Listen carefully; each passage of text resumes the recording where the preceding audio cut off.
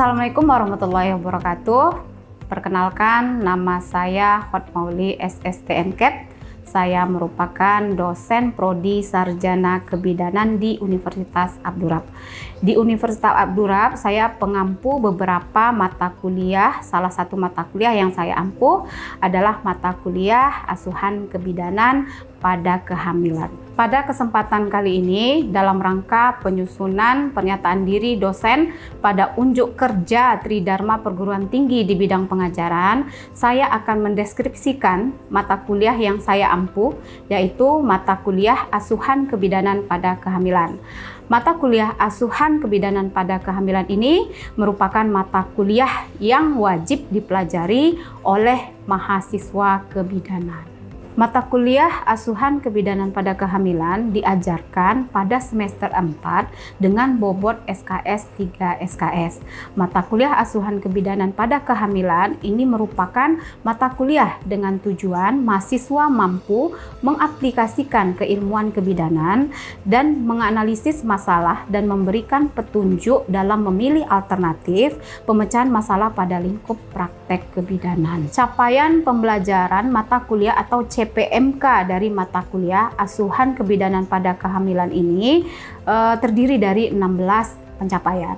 Yang pertama, menjelaskan diagnosa kehamilan, menjelaskan komponen dalam ANC, menjelaskan screening resiko antenatal selama kehamilan, menjelaskan kesejahteraan janin, ketidaknyamanan umum pada kehamilan, kebutuhan nutrisi, drug in pregnancy, menjelaskan etika kewenangan lingkup praktek bidan dalam asuhan kehamilan, menjelaskan manajemen asuhan kehamilan, penyusunan birth plan, screening resiko, manajemen administrasi obat yang digunakan dalam asuhan kehamilan, risk assessment tool, asuhan antenatal pada ibu dengan kebutuhan kompleks, menjelaskan pasien safety pada asuhan kehamilan, terus menjelaskan pembelajaran interprofesional, bekerja interdisiplin, refleksi praktek klinik, penurunan risiko, dan promosi kesehatan antenatal. Agar CPMK tercapai pada mata kuliah ini, maka model pembelajaran yang saya gunakan dalam menyampaikan materi kepada mahasiswa adalah model pembelajaran kontekstual. Untuk pembelajaran kontekstual ini dapat membantu dosen mengaitkan antara materi yang diajarkan dengan situasi nyata dan memberikan motivasi pada mahasiswa agar dapat berpikir kritis untuk melaksanakan praktikum tentang asuhan kebidanan kehamilan. Selanjutnya, metode pembelajaran yang saya gunakan yaitu kuliah interaktif, penugasan, SCL, demonstrasi, dan praktikum di laboratorium.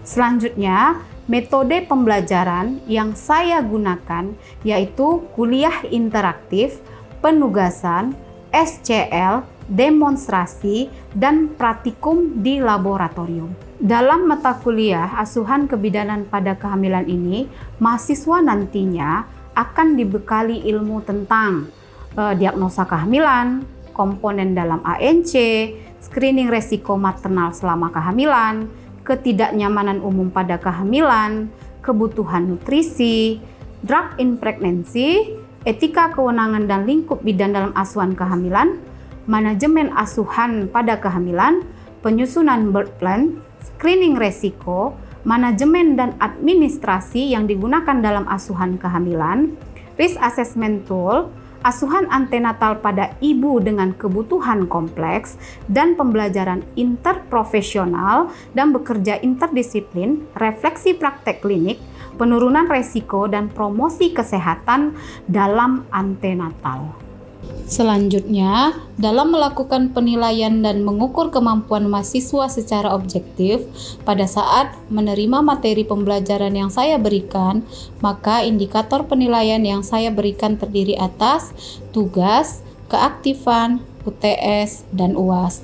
Adapun tugas 20%, keaktifan 20%, UTS 30%, dan UAS 30%. Referensi yang saya gunakan dalam mata kuliah ini terdiri dari 4 buku utama dan beberapa buku pendamping. Nah, salah satunya ada buku ilmu kebidanan penyakit kandungan, buku asuhan kebidanan Varney, buku asuhan kebidanan persalinan dan kelahiran, buku ajar praktek kebidanan, dan buku pelayanan kesehatan maternal dan neonatal. Selanjutnya, saya akan menampilkan cuplikan video pembelajaran yang saya lakukan di kelas. Berikut cuplikannya. Assalamualaikum warahmatullahi wabarakatuh. Waalaikumsalam warahmatullahi wabarakatuh. Oke, baik anak-anak ibu semuanya, pada hari ini kita berjumpa lagi pembelajaran mata kuliah asuhan kebidanan pada kehamilan ya. Sebelumnya seperti biasa kita biasakan berdoa dulu sebelum kita mulai pembelajaran. Berdoa mulai.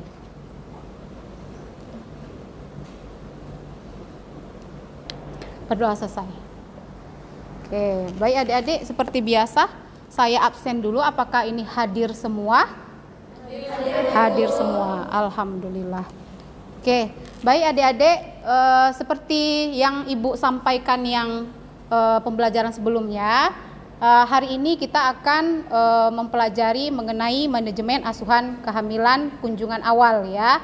Sebelumnya kalian sudah saya jelaskan mengenai tentang tujuan dari antenatal care dan filosofi kebidanan. Oke, baik. Ini semangatnya harus semangat pagi ya, karena ini masih pagi, jadi semangatnya harus semangat pagi. Nah, senyum dulu dong semuanya. Nah, jadi saya semangat menjelaskannya. Oke, nah apa itu manajemen asuhan kehamilan kunjungan awal? Oke, hari ini apa sih tujuan pembelajaran kita? Yang pertama yaitu mahasiswa mampu menjelaskan apa yang dimaksud dengan manajemen asuhan kehamilan kunjungan awal antenatal care ya. Nah, di sini Ibu akan menjelaskan apa sih itu manajemen kebidanan. Sebelumnya mungkin udah pernah ada yang baca-baca gitu ya. Apa sih itu manajemen kebidanan dan apa sih bedanya dengan asuhan kebidanan? Oke, jangan lihat ini dulu, nanti terfokus ke situ. Oke, siapa yang ingin mencoba? Tak apa, silahkan. Siapa yang tahu apa itu manajemen kebidanan? Ayo, siapa? Catherine, silahkan Catherine. Semampunya saja. Ya. Manajemen asuhan kehamilan itu sebuah pendekatan untuk pemecahan masalah atau kasus yang terjadi. Sedangkan asuhan kebidanan itu tindakan yang akan kita berikan kepada pasien. Oke, baik sekali. Plus dulu untuk Catherine. Oke, baik. Nah, apa beda manajemen kebidanan dan asuhan kebidanan, Bu? Kalau untuk manajemen kebidanan adalah suatu pendekatan seperti yang dikatakan Catherine tadi ya, suatu pendekatan yang digunakan oleh bidan, oleh kita, tenaga kesehatan dalam memecahkan masalah. Nah, perlu digarisbawahi dengan secara apa? Sistematis. Nah, ini akan kita bahas. Sistematis mulai dari mana, Bu? Mulai dari pengkajian data, interpretasi data, identifikasi, diagnosa masalah potensial, dan kebutuhan segera, perencanaan, pelaksanaan, dan evaluasi. Nah, kalau dengan asuhan kebidanan apa, Bu? Asuhan kebidanan adalah penerapan fungsi dari perannya ya, dan kegiatan yang menjadi tanggung jawab si bidan ataupun si tenaga kesehatannya ya dalam memberikan pelayanan kepada klien, pasien yang memiliki kebutuhan ataupun masalah di bidang kesehatan ibu dan anak meliputi apa saja? Kehamilan, persalinan, nifas, BBL, 500, KB, serta kesehatan reproduksi. Oke, pinter. Oke. Nah, kita mulai kunjungan awal antenatal care. Ini yang akan kita bahas ya. Nah, apa itu kunjungan awal antenatal care, Bu? Namanya juga sudah kunjungan awal ya. Berarti suatu masa ketika wanita melakukan pemeriksaan pertama kali pada masa kehamilan ya. Rincian tahapan pada pemeriksaan awal secara mendasar sama tanpa mempertimbangkan usia kehamilannya, berapa saat kunjungan tersebut terjadi. Jadi kalau misalnya apa maksudnya Bu? Berarti mau usia kehamilannya juga trimester ketiga, kalau dia masih kunjungan pertama tetap itu kunjungan awal ya. Oke, nah kita mulai. Nah dimulai dari mana Bu? Itu dimulai dari pengkajian data ya. Nah pengkajian data itu apa? Silahkan Cici. Kajian data adalah pengumpulan data-data yang diperlukan, data-data pasien. Oke, nah di sini kita mulai dari anamnesa. Pengkajian dilakukan melalui apa? Wawancara ya, dengan pertanyaan terarah kepada klien ataupun pasien. Dengan tujuan apa? Untuk mengetahui tujuan, keadaan ibu dan faktor resiko yang dimiliki oleh si pasien tersebut ya. Nah dari sini anamnesa itu kan pernah Ibu bilang ya, kalau yang namanya pengkajian itu ada yang namanya data subjektif dan data objektif. Nah kalau data subjektif itu dia tadi dimulai dari anamnesa ya. Nah ada prinsip-prinsip yang mungkin pada saat kita anamnesa itu harus diketahui oleh seorang bidan ya. Berarti yang namanya menganamnesa ada tata caranya Bu? Ada. Kalau kita bertemu sama ibunya datang terus wawancara dengan kita, apa yang harus prinsip yang harus kita gunakan pada saat komunikasi ataupun wawancara pada ibunya? Silahkan. Menjaga privasi pasien. Good, bagus. Menjaga privasi pasien. Benar sekali. Satu lagi, apa? Eye contact. Apa? Itu salah satunya enggak yang harus ada kita lakukan si bidan untuk mendengarkan pasiennya ya. Memang enak ya dicuekin. Misalnya si ibunya ngobrol, kita sibuk gitu ya. Lihat jam. Ya Bu, terus ngapa Bu? Ya lanjut Bu. Kira-kira etiskah seperti itu? Tidak. Jadi ada prinsip-prinsip yang si bidan harus tahu bagaimana sih cara mewawancara si pasien. Nah ini dia. Yang pertama apa? Pastilah ya memperkenalkan diri. Tadi disebut sama selfie. Membina hubungan baik. Kalau tak kenal tak sayang. Bener itu kan? Jelas, yang pertama kali adalah memperkenalkan diri. Terus observasi semua peraturan dalam wawancara. Maksudnya apa Bu? Jadi kalau kita bertanya itu harus terarah. Salah satu contohnya mungkin pertanyaan kita pada pasien, jangan pertanyaan tertutup tapi terbuka. Contohnya misalnya, Ibu senang hari ini? Ya, senang. Bagaimana kalau kita ganti? Bagaimanakah perasaan Ibu hari ini?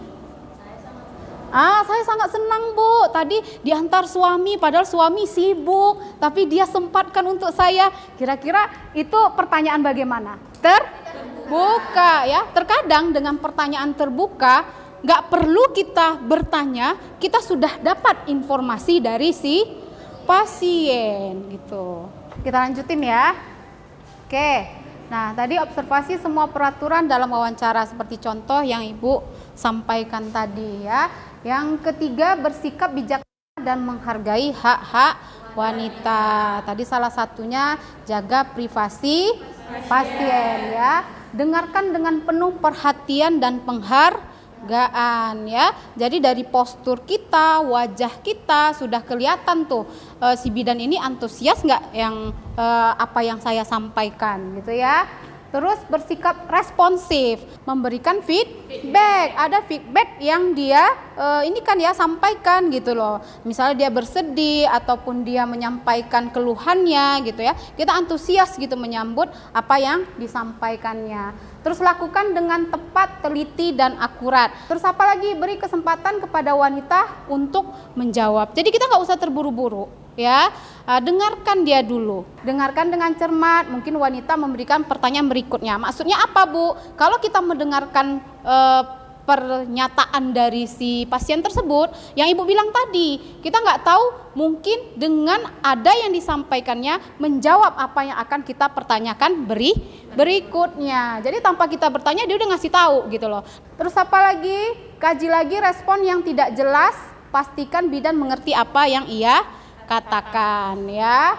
Oke, terus berbicara nada jelas, lembut dan tidak tergesa-gesa. Terus pertahankan kontak mata, itu tadi benar yang dinikan teman kita Ramadhani ya. Terus jangan ajukan pertanyaan yang dianggap privasi. Mungkin tentang berapa kali hubungan seksual. Nah, ini ada langkah dalam anamnesa pada ibu hamil kunjungan awal. Yang pertama, biodata. Terus alasan datang. Nah, kalau alasan datang apa? Ya, memeriksakan kehamilan kah, ataupun dia ingin memeriksakan kehamilan ke BPM, ke klinik ya, alasan datangnya. Terus keluhan utama. Kalau keluhan utama apa? Apa yang dirasakan oleh si ibu gitu ya. Nah, apa aja yang harus kita tanya tuh kalau untuk perasaan ibu? Berarti yang pertama, sakitnya mulai kapan? Ya kan? Kenapa sakitnya? Terus riwayat sakit, misalnya contohnya dia datang sakit perut gitu ya. Mulai kapan sakit perutnya? Kan itu ditanyakan mendetail. Terus apa lagi? Riwayat kehamilan sekarang. Apa saja yang ditanyakan riwayat kehamilan sekarang? Berarti hamil dia sekarang. Nah, kalau di riwayat kehamilan sekarang apa saja ditanya? Kehamilan keberapa ya? Terus juga HPHT-nya, usia kehamilan, ya, kapan persalinannya, dan riwayat ANC. ANC-nya ada gerakan janinnya enggak, tanda bahaya dan penyulitnya enggak, keluhan yang pernah dialami ya. Terus obat apa aja yang dikonsumsi? Contohnya jamu itu dipertanyakan ya. Nah, tadi udah tahu ya. Sekarang kita bagaimana sih cara menghitung HPL? Nah, menghitung HPL. Mungkin ini bisa kita lihat, ini contohnya ya, HPHT-nya tanggal 12 April 2021, contoh ya. Bagaimana cara menghitung HPL? Dan ini kita menggunakan rumus Nagel. Nah, apa itu? Plus 7 kurang 3 tambah 1. Nah, ini contoh menghitung usia kehamilan ya. Contoh HPHT-nya itu tanggal 20 Mei 2021. Tanggal pengkajiannya contohnya tanggal 10 Oktober. Nah, kita lihat kalau misalnya dia HPHT-nya Mei, bisa dilihat di sini ya. Mei, berarti itu sisa hari dari Mei itu berapa? 11. Dia 30 berapa kalau bulan Mei? 31, Bu. 31 ya kan? Nah, sisa harinya berapa berarti? 11. Kalau kita ini jumlahkan dalam mingguan, itu masuk 1 minggu 4 hari. Begitu juga sampai kita tetapkan dia di tanggal datang ataupun tanggal pengkajian. Nah, dari mulai sampai Juni, Juli, Agustus, September, Oktober. Nah, kalau ini dia pas hitungan kita. Kalau kita menggunakan 4/3 kan, jadi hitungannya tuh 32, 36 minggu gitu ya kan. Nah, kalau ini sudah pasti usia kehamilan adalah 20 minggu 3 hari. Oke, terus apalagi yang ditanya pada anamnesa, Bu? Riwayat kehamilan, persalinan, nifas yang lalu. Apa aja kira-kira kalau untuk riwayat kehamilan, persalinan, nifas yang lalu? Jumlah anak. Terus bersalinannya bagaimana? Oke, berat badan. Oke ya. Terus riwayat menstruasi. Kalau riwayat menstruasi apa yang ditanyakan? Menarchnya. Di usia berapa dia dapat menarchnya?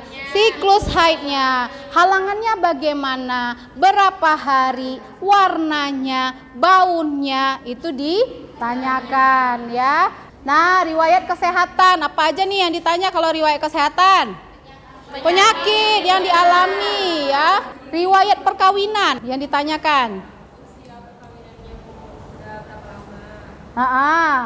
Terus Apalagi? Ya, ditanyakan ya. Kira-kira untuk apa sih Bu ditanya perkawinan keberapa atau ini perkawinannya tadi gimana?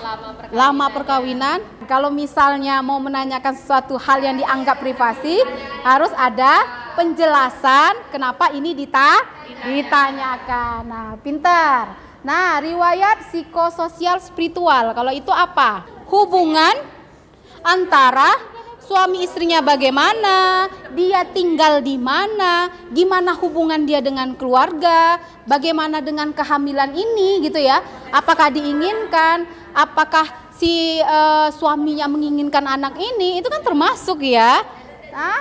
Nah itu dia. Terus itu nanti kita kaitkan dengan psikologi si ibu ya. Karena kalau mau ibunya sehat, orang di sekelilingnya juga harus mendukung ya. Nah itu sangat peran penting tuh orang di sekeliling ibu ya. Pola kehidupan sehari-hari. Pola kehidupan sehari-hari itu apa? Oke, istirahatnya, apa yang sering dia makan, ya itu harus kita tanyakan. Oke, nah pemeriksaan fisik tadi pengkajiannya ada seperti Ibu bilang tadi, ada data, ada data subjektif dengan cara anamnesa, terus baru kita masuk ke data pemeriksaan fisik. Nah, apa itu pemeriksaan fisik? Meliputi apa aja? Pemeriksaan fisik umum ibu, status presentnya bagaimana, pemeriksaan obstetriknya gitu ya, pemeriksaan penunjang. Kalau obstetrik apa aja?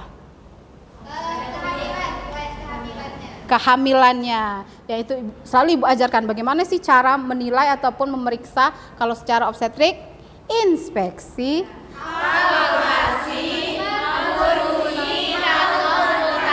Oke, kalau pemeriksaan penunjang salah satu contohnya saja apa? Labor HB. Hanya HB saja? Banyak, ada urin. Nah, insya Allah kita akan bertemu minggu depan lagi untuk membahas mengenai pemeriksaan fisik ya. Oke, apakah ada yang ingin ditanyakan sebelum kita tutup? Oke, Cici, silahkan. Ini pertanyaan sebelumnya. Ya. Kenapa biodata ditanyakan pertama sekali pada saat anamnesa? Oke. Sebelum Ibu menjawab, apakah ada yang bisa mampu sedikit menjawab pertanyaan Cici? Saya, Bu.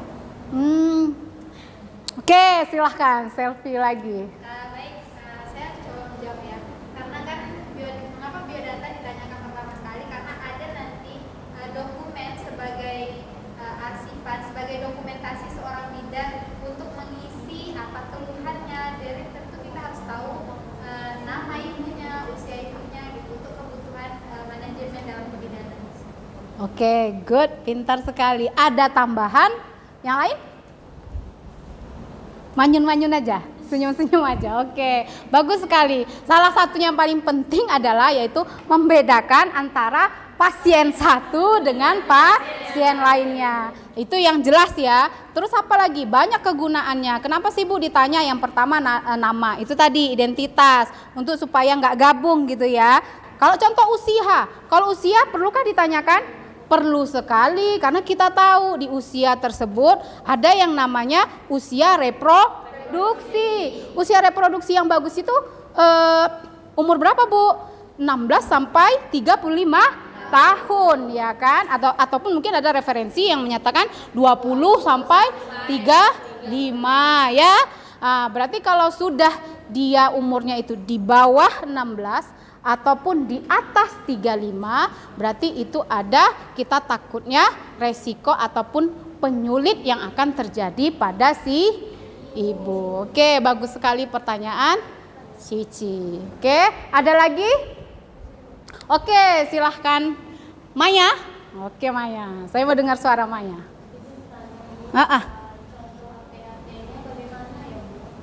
HPHT. Nah, tadi udah tahu definisinya kan? hari pertama, haid terakhir. Yuk kita contohkan sama-sama. Hari pertama, haid terakhir. Nah, misalnya ibu, halangan ibu itu di bulan apa sekarang? September ya. Nah, kemarin saya halangannya itu di tanggal 3 ya. Pertama sekali saya dapat halangan itu di tanggal 3 gitu loh. Nah, terus berhentinya itu biasanya saya halangan itu memang waktu 5 sampai 7 hari.